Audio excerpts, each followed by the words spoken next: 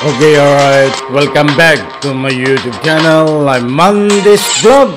Nako, mainit, matindi itong ating tatalakayin mga kaibigan tungkol dito sa pagkawala ni Catherine Camilon na ang tinuturong utak ay itong isang police major.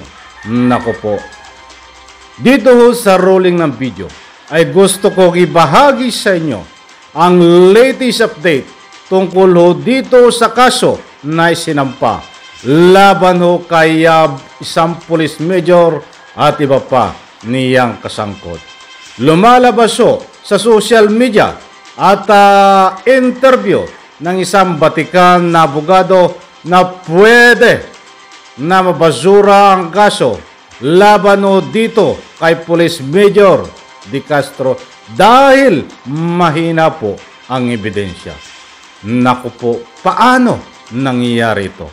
Laman ng video na yan ang ating tatalakayin at kung bago pa lang po kayo sa aking maliit pa na YouTube channel, inaanyayan ko po kayo. Please subscribe, sabay-sabay po nating i-like ang video na ito kung nagustuhan nyo po. Ako'y muling nagpapaalala mga kaibigan, kung pwede lang patapusin po nating panoorin ang kabuuan ng vlog na ito at nang sa ganon, lubos po nating maunawaan. Heto na, samahan niyo po ako mga kaibigan, tuklasin paano naging mahina ang ebidensya laban kay Police Major De Castro sa sinampang kaso para sa kanya at iba pang kasama. Heto, samahan niyo po ako. Paano nyo nasabi na nasa kustodiya nila, nasa kanila yung victim? Sasabihin ng defense lawyer, wala ba ebidensya ba kayo? Ang nasabi lang hearsay na...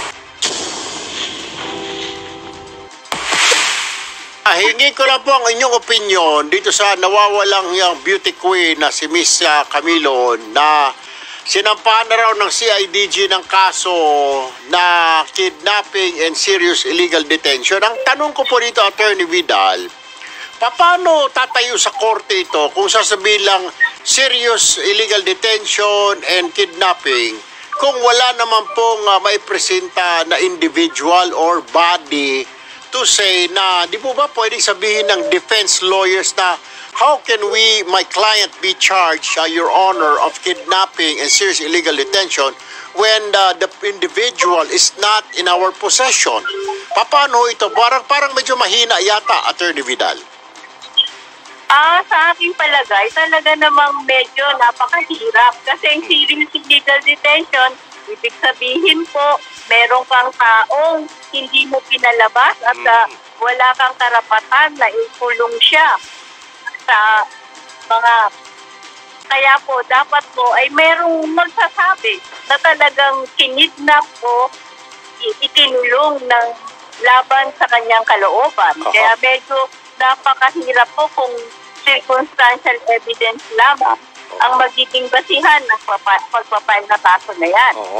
So dapat may proof of life, ika nga, na talagang kinidnap siya or illegally detained. Tama ho ba? At siya magsasabi, Congressman, na na talagang ako ay kinidnap at ako hindi, wala siyang karapatan na itulong ako. Yun. So, para rin pong sakit ng tig. So, ibig sabihin ito, Attorney, these charges will not stand in court against the suspect, against the policeman who is the boyfriend and two other associates. So medyo mahirap tumindig sa korte ito.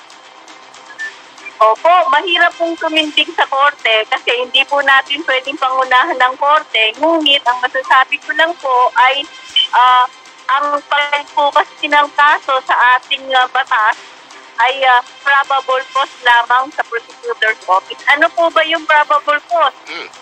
Kung there is a reasonable reason or there is a reasonable reason na ang tao na kinacharge mo ay baka siya ay may ginawang crime, yun po ang probable cause sa ating batas. Kaya pwede pong magsampa po ng kaso, pwede pong umakyat ang kaso.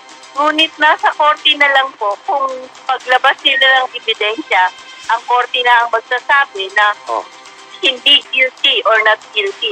Pero sa ngayon po, ay pwede pong masampahan yan ng kaso dahil probable cause nga lang po ang ating but what I'm ating, saying, Attorney Alice, medyo mahina. It's not airtight yung kaso laban doon sa mga suspect, allegedly the boyfriend who is a cop and two others, because of course the court will say, the judge will ask the prosecutors, di ba paano nyo nasabi na nasa kustodiya nila, nasa kanila yung victim?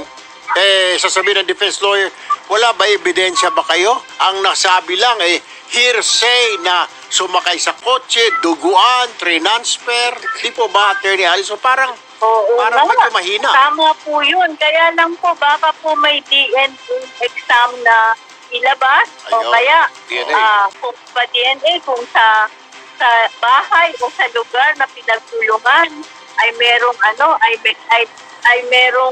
may basihan na makita dapat nila ang lugar kung saan ikinulong, at doon ay makita ang DNA ng nawawalang beauty queen at ng inaaksahan, at ganun din po ang mga testigo na talagang ipinasok doon. May dalawang testigo na na nagsalita, attorney. So pag tagpiin lahat itong circumstantial evidence na ito, pag lumusot yan, maglalabas ng warto para sa korte. Parang ganon.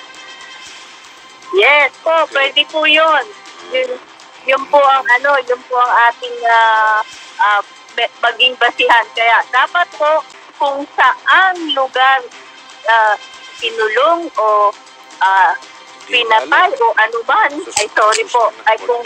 kung saang lugar po nangyari at nakuhanan ng DNA o ebidensya at nakita doon na mayroong basihan na nandoon ang dalawang taong ating dinidimanda at ang beauty queen, pwede po yun. Siguro po circumstantial evidence. Ang circumstantial evidence naman po ay dalawa o tatlong bagay na pwedeng pagdustong-dustong na po yun upang magkaroon ng ating masasabi na talagang merong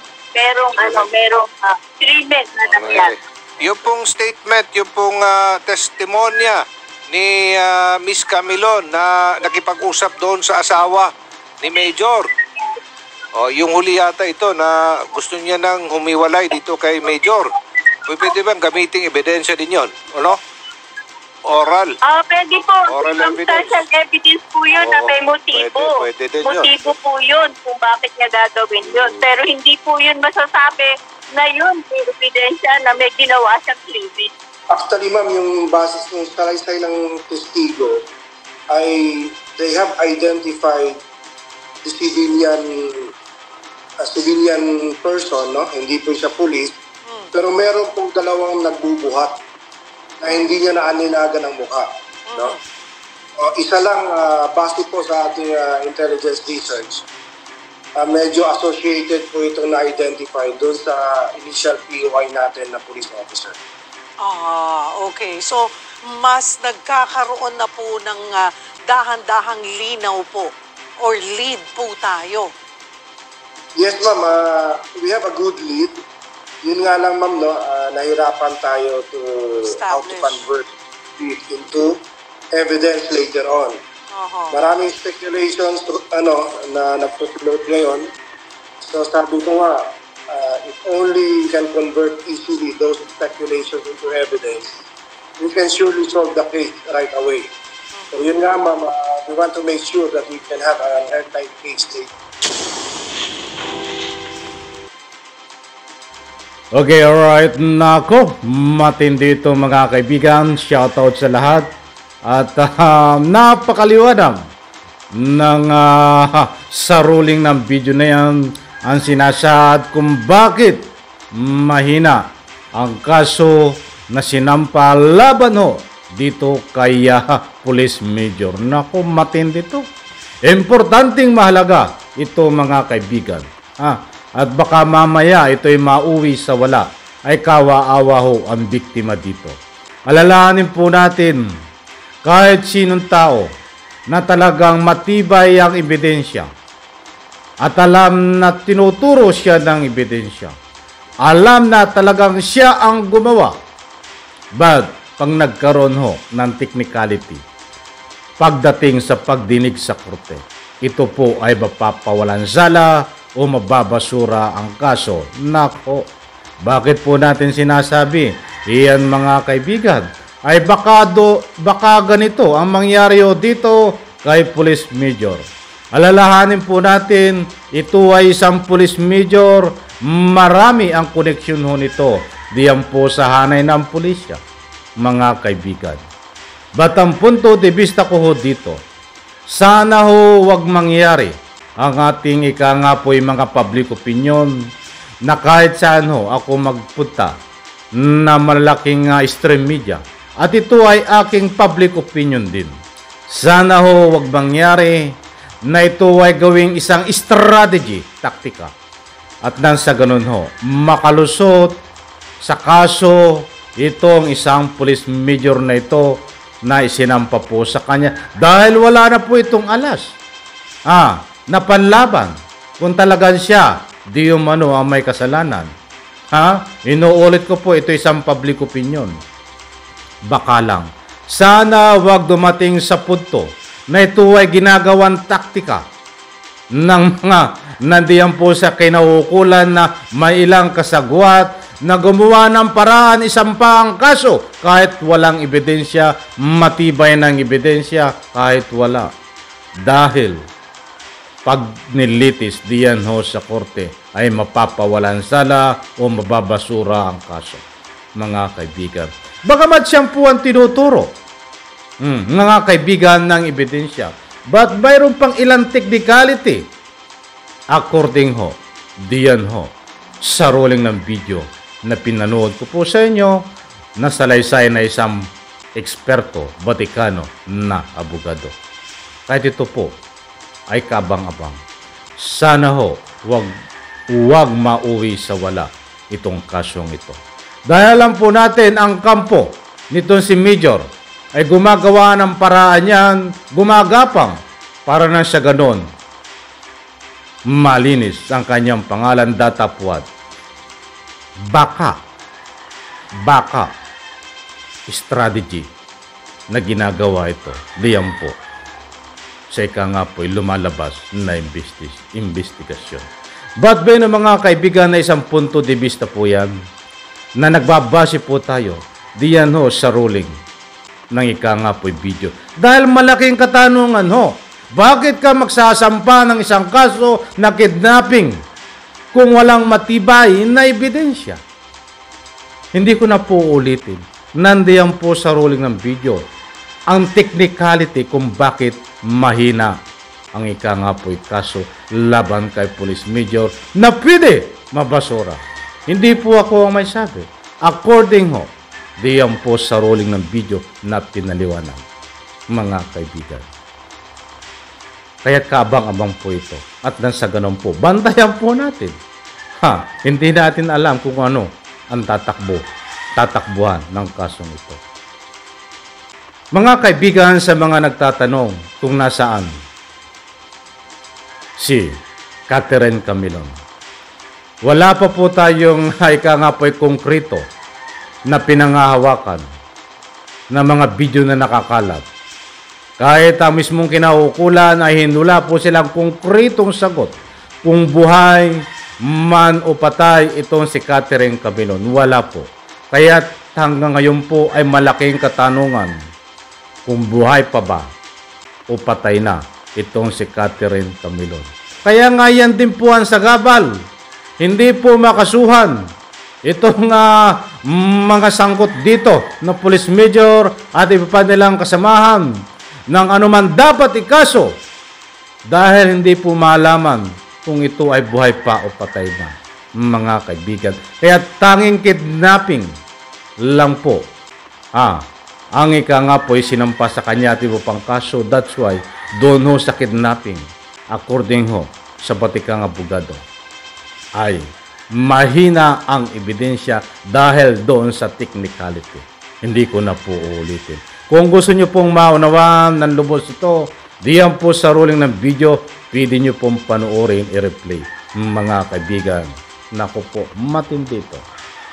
Okay, alright, wag po kayong mag-alala sa lahat po ng sumusubaybay dito sa Catherine case na pagkawala ho. Bibigyan ko po kayo ng mainit pa na latest update tungkol ho dito kay Catherine Camilon. Kung talagang buhay ba siya o patay na, nasaan ba talaga siya? At siyempre, sa latest update dito sa pangunahing ika nga po'y utak sa pagkawala, di ba no, na si Police Major. Bibigyan ko po kayo ng may init na latest update yan. Yan po muna at maraming salamat mga kaibigan. Sabay-sabay po nating i-like ang video na ito. Diyan po sa comment section.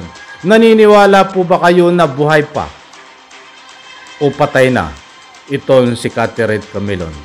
Kung ano man po ang inyong salubin, public opinion, diyan ho sa comment section. Huwag po kayong matakot. Karapatan nyo po magbigay ng public opinion diyan sa comment section. Pagpalain po tayo lahat. Maraming salamat. Bye-bye. Palakpakan.